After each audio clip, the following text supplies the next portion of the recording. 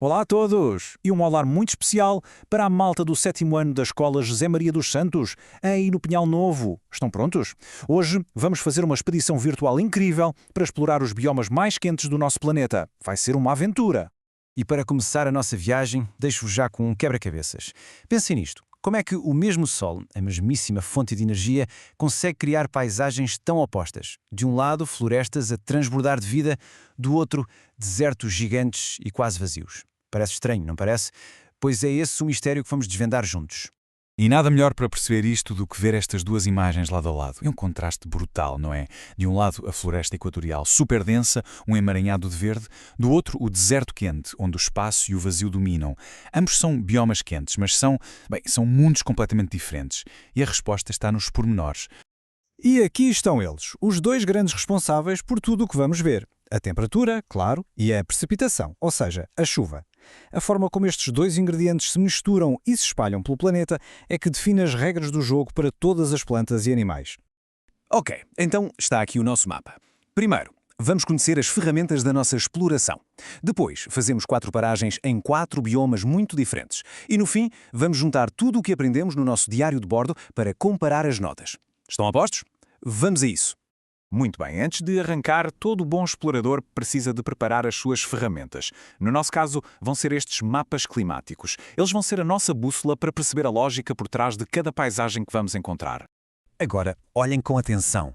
Temos aqui dois mapas. O da esquerda, o das temperaturas, não tem grande ciência. As zonas a vermelho e o laranja, ali à volta do Equador, são quentes o ano inteiro. Ok, já esperávamos por isso. Mas agora, olhem para o mapa da direita, o da chuva. Aqui a história é outra.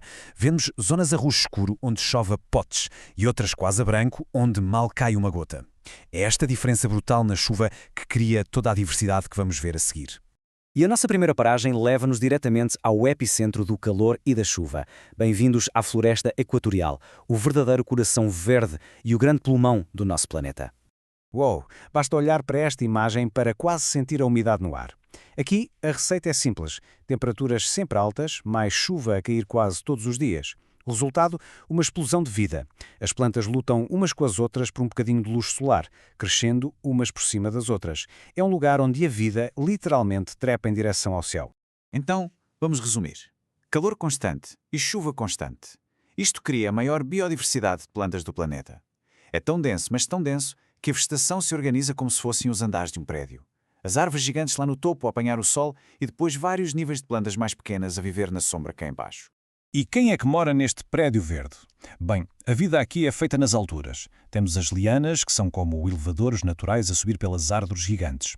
E lá nos ramos encontramos os especialistas da vida nas árvores, orangotangos, preguiças e um festival de cores com tucanos e araras.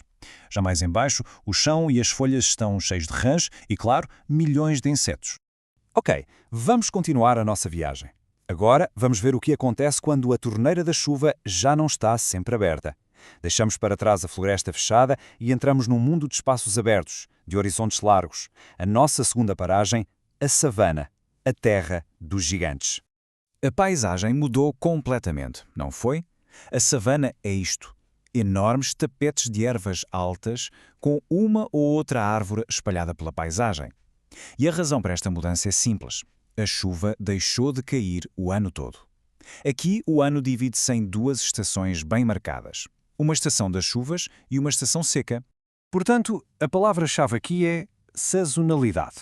A temperatura continua lá em cima, mas como há uma estação seca prolongada, a floresta densa não consegue crescer. Em vez disso, quem domina são as ervas, que aguentam bem a falta de água, e algumas árvores muito resistentes, como as acácias. E claro, este cenário aberto é o palco perfeito para os animais mais icónicos de África. Vemos aquelas manadas gigantes de herbívoros, zebras, elefantes, girafas, a atravessar as planícies. E obviamente onde há comida também há predadores, leões, chitas e hienas. E lá no alto, a patrulhar os céus, temos os falcões e os abutres.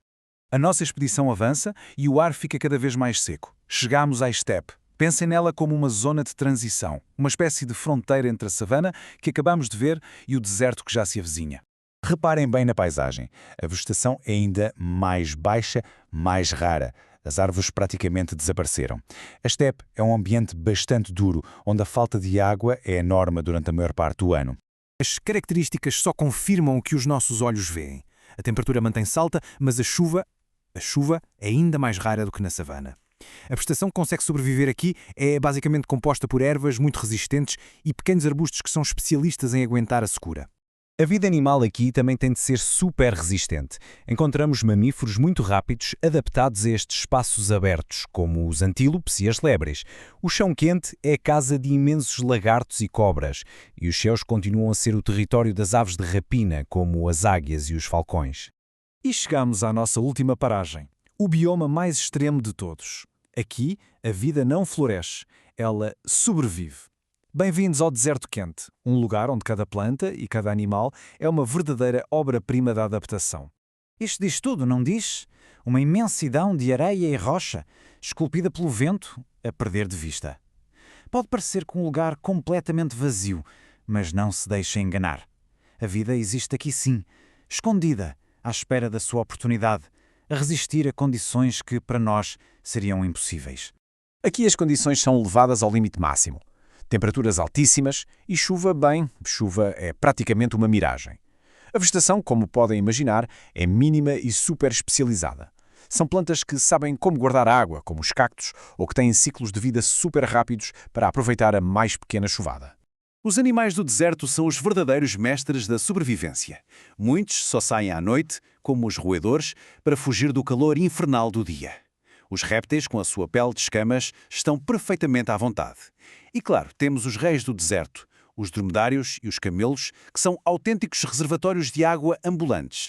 A nossa expedição está quase no fim.